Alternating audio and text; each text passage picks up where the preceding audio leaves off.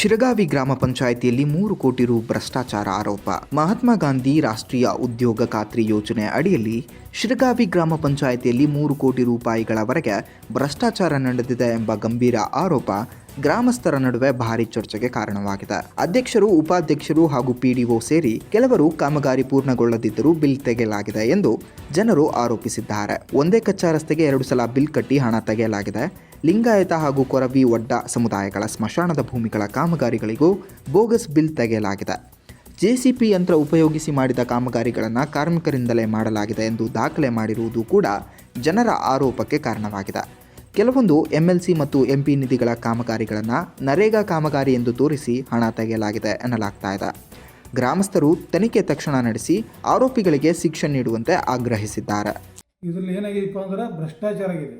ಎಲ್ಲಿ ನರೇಗಾದಲ್ಲಿ ಅಂದಾಜು ಒಂದು 3 ಕೋಟಿ ರೂಪಾಯಿ ಭ್ರಷ್ಟಾಚಾರನಲ್ಲಿ ಮಾಡಿದ್ದಾರೆ. ಇಲ್ಲಿ ನರೇಗಾದಲ್ಲಿ ಇದರಲ್ಲಿ ಮತ್ತು 15ನೇ ಹಣಕಾಸದಲ್ಲಿ ಕೂಡ ಭ್ರಷ್ಟಾಚಾರ ಆಗಿದೆ. ಇಲ್ಲಿ ರಸ್ತೆಗಳು ಶಿರಗಾಂವದಲ್ಲಿ ಯಾವುದೂ ಆಗಿಲ್ಲ. ರಸ್ತೆಗಳ ಮೇಲೆ ರಸ್ತೆ ಮಾಡಿ ಬಿಲ್ ತೆಗೆದಿದ್ದಾರೆ.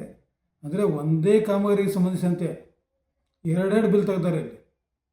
ಅಲ್ಲಿ ಯಾರು ಹೇಳೋರು ಇಲ್ಲ ಮತ್ತು ಕೇಳೋರು ಇಲ್ಲ.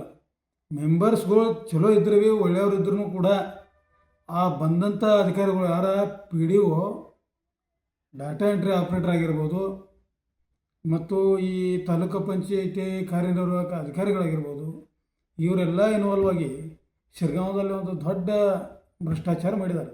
ಇನ್ನು ಯಾವುದರಲ್ಲಿ ಭ್ರಷ್ಟಾಚಾರ ಮಾಡಿದರು ಅನ್ನೋದನ್ನು ನೋಡ್ಕೋತ ಹೋದ್ರೆ ಹಲವಾರು ರಸ್ತೆಗಳಲ್ಲಿ ಆಗಿಲ್ಲ, ಬಟ್ ಬಿಲ್ ಆಗಿದ್ದವು. ಮತ್ತು ಮಾಹಿತಿ ಹಕ್ಕಲ್ಲಿ ಕೇಳಕ್ಕೆ ಹೋದ್ರೆ ನಿಮಗೆ ಮಾಹಿತಿ ಯಾರೂ ಕೊಡೋಂಗಿಲ್ಲ. ಈ ಒಬ್ಬರ PDO ಬಂದಾರೆ ನಮ್ಮಲ್ಲಿ, ಮಲ್ಲವುಗಳು ಅಂತೇಳಿ ಚಿಕ್ಕೋಡಿ ಅವರ, ನಾ ಮಾಹಿತಿ ಹಾಕಿ ಕೊಡೋಂಗಿಲ್ಲ, ನೀವು ಅಪೀಲ್ ಮಾಡಬೇಕು. ಎಲ್ಲಿ ಬೆಂಗಳೂರಿಗೆ ಹೋಗ್ತೀರಿ ಹೋಗ್ರಿ, ದಿಲ್ಲಿಗೆ ಹೋಗ್ತೀರಿ ಹೋಗ್ರಿ, ನಾ ಮಾಹಿತಿ ಹಾಕಿ ಕೊಡೋಂಗಿಲ್ಲ ಅಂತ ಹೇಳ್ತಾರೆ ಅವರು ಸರಳ. ಮತ್ತು ನಿಮಗೇನು ಕಾಯ್ದೆ ಗೊತ್ತಿದ್ದಿಲ್ಲ ಅಂತೇಳಿ ವಕೀಲರಿಗೆ ಕೇಳ್ತಾರೆ. ಅದಷ್ಟೇ ಅಲ್ಲ, ಏಕವಚನದಾಗ ಬಾಯಿಗೆ ಬಂದಂತೆ ವಕೀಲರ ಜೊತೆ ಫೋನ್ನಲ್ಲಿ ಮಾತಾಡ್ತಾರೆ. ಯಾರವರ ಮಲ್ಲವುಗಳು ಅಂತೇಳಿ PDO ಪೂರಾ ಗುಂಡನ್ನ ತಿಳ್ಕೊಂಡವ.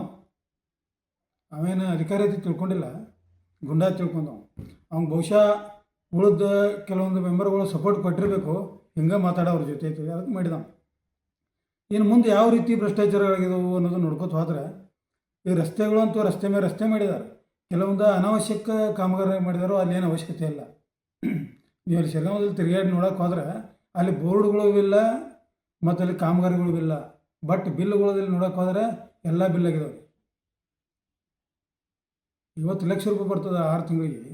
ಅದನ್ನೆಲ್ಲ ನುಂಗಿ ನೀರು ಕೊಡ್ತಾರೆ ಅವರು. ಆ ನಮೂನಿ ಭ್ರಷ್ಟಾಚಾರ ಅವ್ರು ಮಾಡಿದ್ದಾರೆ. ಇನ್ನು ಸ್ಪೆಸಿಫಿಕ್ಕಾಗಿ ಹೇಳಬೇಕಾದ್ರೆ, ಈಗ ಲಿಂಗಾಯತ ಸ್ಮಶಾನ ಭೂಮಿ ಅಂತ ಮಂಜೂರಾಗಿತ್ತು, ಡೆವಲಪ್ಮೆಂಟ್ ಏನೋ ಇತ್ತು, ಅದರಲ್ಲಿ ಒಂದು 10 ಲಕ್ಷ ಬಿಲ್ ತೆಗೆದಾರೆ ಅವರು.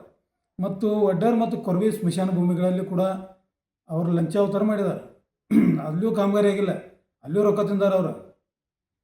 ಮತ್ತು ಇಷ್ಟ ಅಲ್ಲ, ಈಗ SC/ST ಕೆಲವೊಂದು ನಿಧಿ ಟೂದಲ್ಲಿ 25% ಅಮೌಂಟ್ ಇರ್ತದೆ. ಕೆಲವೊಂದು ಬಡ ವಿದ್ಯಾರ್ಥಿಗಳಿಗೆ SC/STದಲ್ಲಿ ಯಾರಾದರೂ ಬಡವರಿಗೆ ಆ ಅಮೌಂಟಲ್ಲಿ ಕೊಡಬೇಕಾಗ್ತದೆ. ಏನಾದರೂ ಪುಸ್ತಕ ಕೊಡಬೇಕಾಗ್ತದೆ, ಅಥವಾ ಅವ್ರಿಗೆ ಪ್ರೋತ್ಸಾಹಧನ ಅಂತ ಏನಾದ್ರು ಕೊಡಬೇಕಾಗ್ತದೆ. ಅದನ್ನೂ ಕೂಡ ತಿಂದು ದಂಡಿಗೆ ಸರ್ದಾರ. ಮತ್ತೊಂದು ಇಂಪಾರ್ಟೆಂಟ್ ವಿಷಯ ಇದೆ, ಯಾವ ರೀತಿ ಭ್ರಷ್ಟಾಚಾರ ಅಂದರೆ, MLA ಮತ್ತು MLC ಇವರ ಒಂದು ನಿಧಿಯಲ್ಲಿ ಅಥವಾ ಇವರ ಒಂದು ಯೋಜನೆಯಲ್ಲಿ ಆದಂತಹ ಕಾಮಗಾರಿಗಳನ್ನು ನರೇಗಾ ಅಂತ ಬಿಂಬಿಸಿ ಅದರಲ್ಲಿ ಬಿಲ್ ತೆಗೆದಾರೆ. ಇದನ್ನು ಮತ್ತು ಯಾರೂ ನಮ್ಮ ಊರಾಗೂ ಯಾರು ಇರಂಗಿಲ್ಲ, ಅವ್ರ ಹೆಸರಲ್ಲೇ ಬಿಲ್ ತಗೊಂಡು ನರೇಗಾದಾಗ ಹೋಗಿಬಿಟ್ಟಿದ್ದಾರೆ. ಹಲವಾರು ಕಾಮಗಾರಿಗಳು. ಮತ್ತು ಇನ್ನು ಶಿರಗಾಂವದಲ್ಲಿ ಅಲ್ಲೂ ಅದೇನು ಕಾಮಗಾರಿ ಆಗಿಲ್ಲ ಬಿಟ್ಟಿಲ್ಲ, ಅಲ್ಲೂ ಸಿಕ್ಕಾಪಟ್ಟೆ ಬಿಲ್ ಆಗಿದಾವೆ. ಗಿರಗಾಂವದಾಗ ಒಂದು ಪ್ರಕರಣದಾಗ ಅಲ್ಲಿ ಕಂಪೌಂಡ ಕಟ್ಟಲಾಗಿರೋ ಪೂರಾ ಬಿಲ್ ಆಗಿತ್ತು. ಕಂಪೌಂಡ್ ಕಟ್ಟಲಾಗಿರೋ ಬಿಲ್ ಆಗಿತ್ತು. ಮತ್ತು ಅದನ್ನು ನಂತರ ಗೊತ್ತಾಗಿ ಅದನ್ನೇನೋ ಒಂದು ಅರ್ಧ ಕಚ್ಚಾ ಏನು ಕೆಲಸ ಮಾಡಿದಾರೋ ಅಲ್ಲೂ ಒಂದು 4-5 ಲಕ್ಷ ರೂಪಾಯಿ ತಿಂದಾರೆ. ಹೀಗಾಗಿ ಈ ಒಂದು 2020ರಿಂದ 2025ವರೆಗೆ ಸಮಗ್ರ ತನಿಖೆಯನ್ನು ಪಾರದರ್ಶಕವಾಗಿ ಸಾಹೇಬರು ಮಾಡಬೇಕು. ಯಾರಂದ್ರೆ ಒಂಬಡ್ಸ್ಮನ್ ಸಾಹೇಬರಾಗಲಿ ಅಥವಾ ನಮ್ಮ ತಾಲೂಕು ಪಂಚಾಯಿತಿ ಕಾರ್ಯನಿರ್ವಾಹಕ ಅಧಿಕಾರಿಗಳು ಮಾಡಬೇಕು. ಮಾಡದೇ ಇದ್ದರೆ ಈ ಭ್ರಷ್ಟಾಚಾರ ಮಾಡ್ತಕ್ಕಂಥ ಹೆಗ್ಗಣಗಳು ದಿನದಿಂದ ದಿನಕ್ಕೆ ಹೆಚ್ಚಾಕೋತ ಹೋಗ್ತಾವಿನ ಕಡಿಮೆ ಆಗೋದಿಲ್ಲ. ಈ ರೀತಿಯ ಒಂದು ಶಿರಗಾಂವ್ನಲ್ಲಿ ಆದಂಥ 3.5 ಕೋಟಿ ರೂಪಾಯಿದು ಭ್ರಷ್ಟಾಚಾರ ಇದೆ.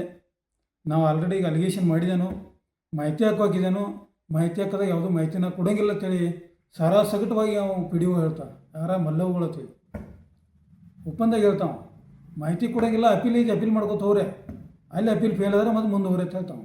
ವಕೀಲರಿಗೆ ಕಾಯ್ದೆ ಹೇಳುವಂಥ ಸರ್ಕಾರಿ ಅಧಿಕಾರಿಗಳನ್ನ ನೋಡಿದ ಫಸ್ಟ್ ಟೈಮ್.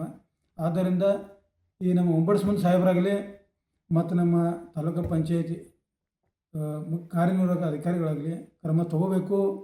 ಅವರ ಅಧಿಕಾರಿಗಳು ಯಾರು ಭ್ರಷ್ಟಾಚಾರ ಬಗ್ಗೆ ಸಿಕ್ಕಿದಾರೋ ಅವ್ರ ಮೇಲೆ ಒಂದು FIR ಮಾಡಬೇಕು. ಒಂದು ಭ್ರಷ್ಟಾಚಾರ ವಿರುದ್ಧ ಹೋರಾಟ ಮಾಡೋರಿಗೆ ನ್ಯಾಯ ಸಿಗಬೇಕು ಅನ್ನುವಂಥ ಮಾತನ್ನು ಹೇಳಿ